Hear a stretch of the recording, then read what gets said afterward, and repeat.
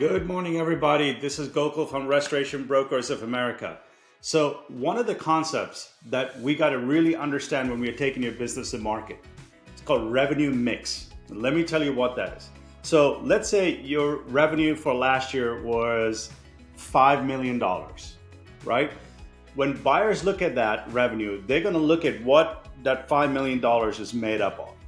Now, if it was one large CAT job or one big event that, say you got $1 million of revenue from that one event, what buyers are going to look at, and they're going to say, hey, we can't repeat that consistently quarter over quarter, year over year. So they're going to discount that $1 million as non-recurring revenue, right? So you want to be really careful and you want to really pay attention.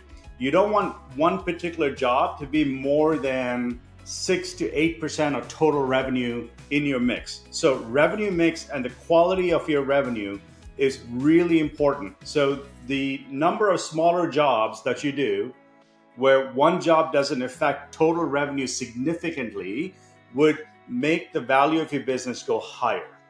All right. So if you have fewer jobs, but they're bigger in dollar amount, and if one goes away next year, then the revenue is going to drop significantly, then that will devalue the business from the point of a buyer. Okay. So revenue mix is really important.